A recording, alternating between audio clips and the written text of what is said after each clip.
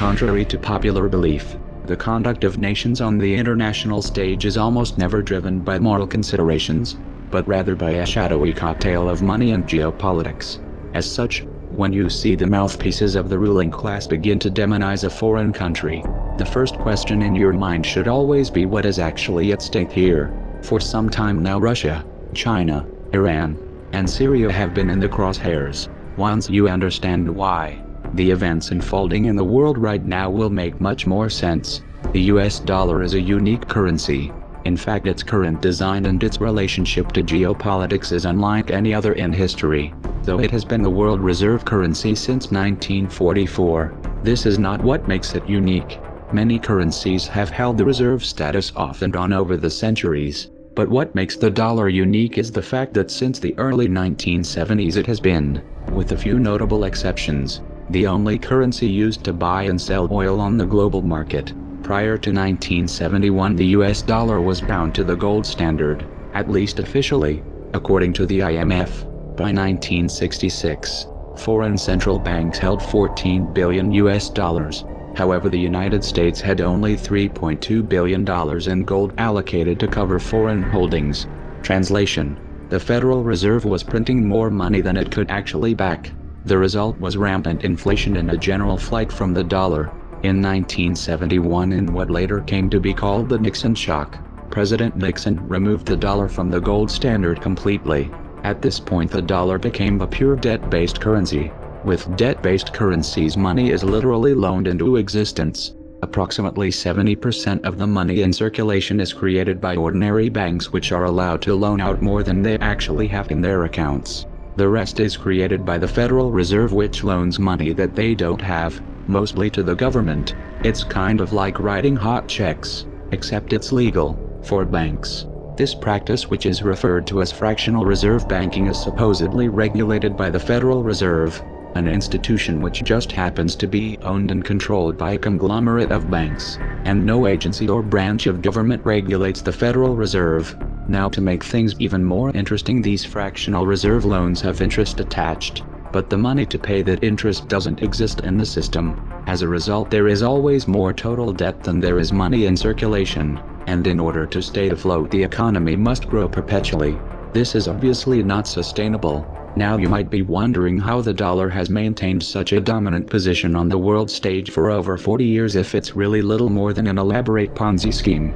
Well, this is where the dollar meets geopolitics. In 1973, under the shadow of the artificial OPEC oil crisis, the Nixon administration began secret negotiations with the government of Saudi Arabia to establish what came to be referred to as the petrodollar recycling system. Under the arrangement, the Saudis would only sell their oil in US dollars, and would invest a majority of their excess oil profits into US banks and capital markets. The IMF would then use this money to facilitate loans to oil importers who were having difficulties covering the increase in oil prices. The payments and interest on these loans would of course be denominated in US dollars. This agreement was formalized in the US-Saudi Arabian Joint Commission on Economic Cooperation, put together by Nixon's Secretary of State Henry Kissinger in 1974. Another document released by the Congressional Research Service reveals that these negotiations had a net to them, as U.S. officials were openly discussing the feasibility of seizing oil fields in Saudi Arabia militarily. The system was expanded to include the rest of OPEC by 1975. Though presented as a buffer to the recessionary effects of rising oil prices, this arrangement had a hidden side effect. It removed the traditional restraints on U.S. monetary policy. The Federal Reserve was now free to increase the money supply at will. The ever-increasing demand for oil would prevent a flight from the dollar, while distributing the inflationary consequences across the entire planet. The dollar went from being a gold-backed currency to an oil-backed currency. It also became America's primary export. Did you ever wonder how the U.S. economy has been able to stay afloat while running multi-billion-dollar trade deficits for decades? Did you ever wonder how it is that the U.S. holds such a disproportionate amount of the world's wealth when 70% of the U.S. economy is consumer-based? In the modern era, fossil fuels make the world go round. They have become integrated into every aspect of civilization: agriculture, transportation, plastics, heating, defense and medicine, and demand just keeps growing and growing. As long as the world needs oil, and as long as oil is only sold in US dollars, there will be a demand for dollars, and that demand is what gives the dollar its value. For the United States, this is a great deal. Dollars go out, either as paper or digits in a computer system, and real tangible products and services come in. However, for the rest of the world, it's a very sneaky form of exploitation. Having global trade predominantly in dollars also provides Washington with a powerful financial weapon through sanctions. This is due to the fact that most large-scale dollar transactions are forced to pass through the US. This petrodollar system stood unchallenged until September of 2000, when Saddam Hussein announced his decision to switch Iraq's oil sales off of the dollar to euros. This was a direct attack on the dollar, and easily the most important geopolitical event of the year. But only one article in the Western media even mentioned it. In the same month that Saddam announced he was moving away from the dollar, an organization called the Project for a New American Century, of which Dick Cheney just happened to be a member, released a document entitled Rebuilding America's Defenses Strategy, Forces and Resources for a New Century. This document called for massive increases in U.S. military spending and a much more aggressive foreign policy in order to expand U.S. dominance worldwide. However, the document lamented that achieving these goals would take many years, absent some catastrophic and catalyzing event like a new Pearl Harbor. 1 year later they got it. Writing the emotional reaction to 9/11, the Bush administration was able to invade Afghanistan and Iraq and pass the Patriot Act all without any significant resistance. There were no weapons of mass destruction in Iraq, and this wasn't a question of bad intelligence. This was a cold, calculated lie, and the decision to invade was made in full knowledge of the disaster which would follow. They knew exactly what was going to happen, but in 2003, they did it anyway. Once Iraqi oil fields were under US control, oil sales were immediately switched back to the dollar. Mission accomplished. Soon after the invasion of Iraq, the Bush administration attempted to extend these wars to Iran. Supposedly the Iranian government was working to build a nuclear weapon. After the Iraq fiasco, Washington's credibility was severely damaged. As a result, they were unable to muster international or domestic support for an intervention. Their efforts were further sabotaged by elements within the CIA and Mossad, who came forward to state that Iran had not even made the decision to develop nuclear weapons, much less begin an attempt. However, the demonization campaign against Iran continued even into the Obama administration. Why? Well, might it have something to do with the fact that since 2004 Iran has been in the process of organizing an independent oil bourse? They were building their own oil market, and it wasn't going to be tied to the dollar. The first shipments of oil were sold through this market in July of 2011.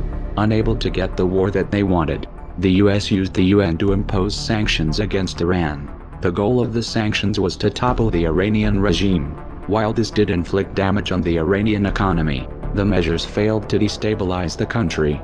This was due in large part to Russia's assistance in bypassing US banking restrictions. In February of 2009, Muammar Gaddafi was named chairman of the African Union. He immediately proposed the formation of a unified state with a single currency. It was the nature of that proposed currency that got him killed. In March of 2009, the African Union released a document entitled Towards a Single African Currency. Pages 106 and 107 of that document specifically discuss the benefits and technicalities of running the African Central Bank under a gold standard.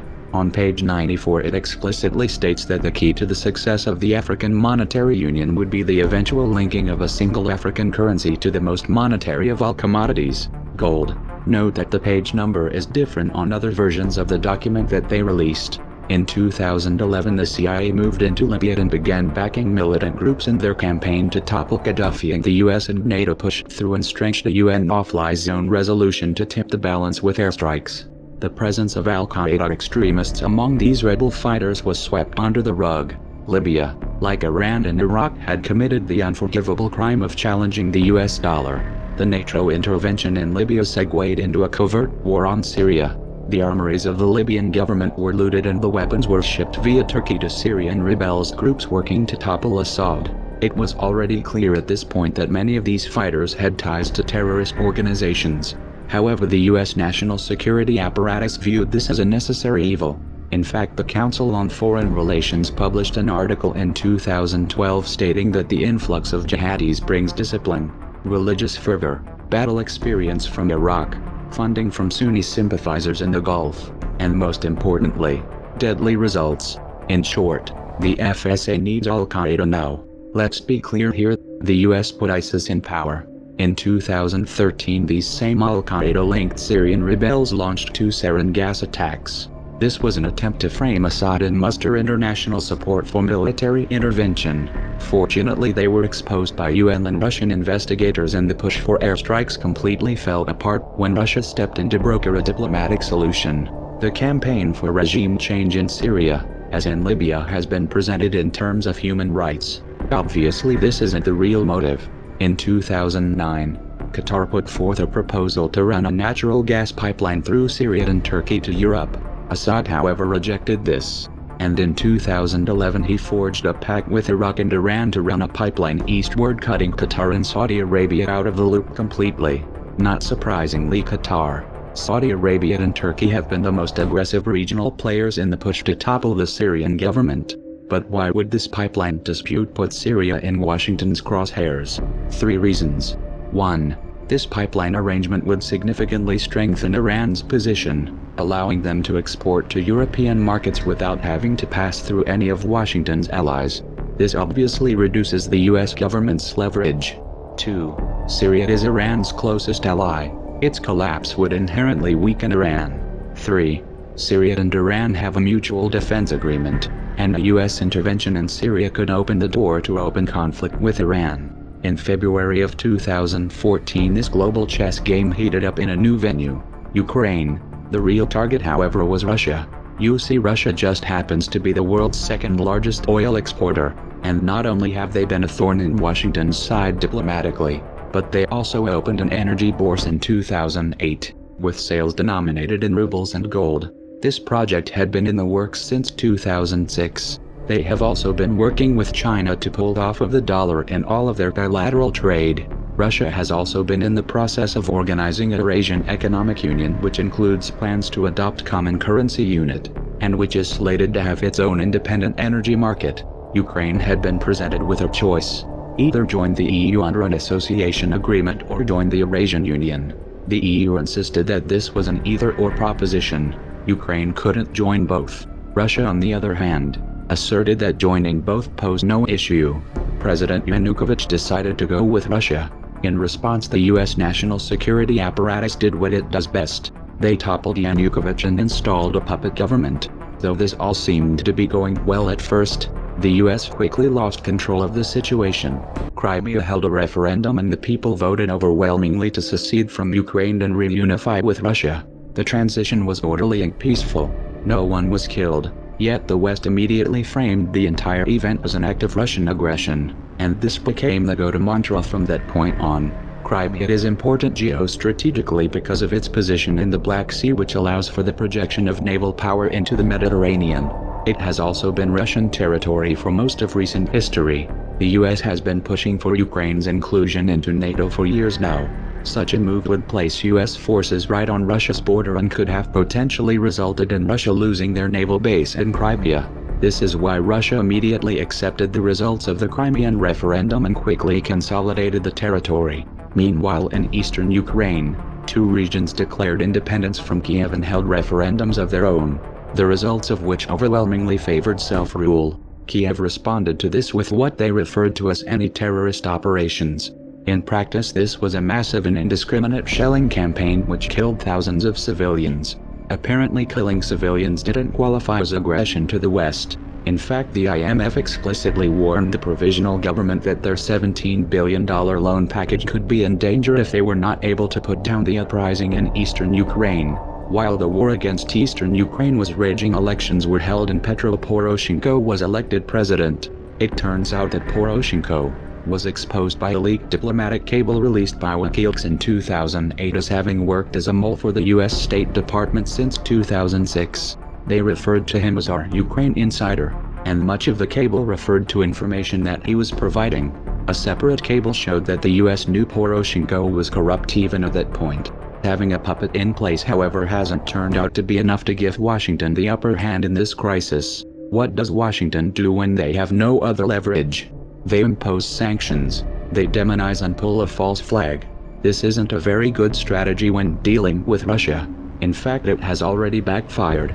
The sanctions have merely pushed Russia and China into closer cooperation and accelerated Russia's de-dollarization agenda. And in spite of the rhetoric, this has not led to Russia being isolated. The US and NATO have put a wedge between themselves and Russia, but not between Russia and the rest of the world. This new anti-dollar axis goes deeper than economics. These countries understand what's at stake here. This is why in the wake of the Ukrainian crisis, China has proposed a new Eurasian Security Pact which would include Russia and Iran. Consider the implications here as the Obama administration begins bombing in Syria, which also has a mutual defense agreement with Iran. This is leading us straight to World War III. The masses may not have figured it out yet, but history will remember it that way. Alliances are already solidifying and a hot war is underway on multiple fronts. If the provocations and proxy wars continue, it's only a matter of time before the big players confront each other directly, and that is a recipe for disaster. Does all of this sound insane to you? Well, you're right. The people running the world right now are insane, and the public is sleepwalking into a tragedy. If you want to alter the course that we are on, there's only one way to do it. We have to wake up that public. Even the most powerful weapons of war are neutralized if you reach the mind of the man behind the trigger. How do we wake the masses, you ask? Don't wait for someone else to answer that for you. Get creative. Act like your children's and grandchildren's futures depend on it, because they do. We are anonymous. We are legion. We do not forgive. We do not forget. Expect us.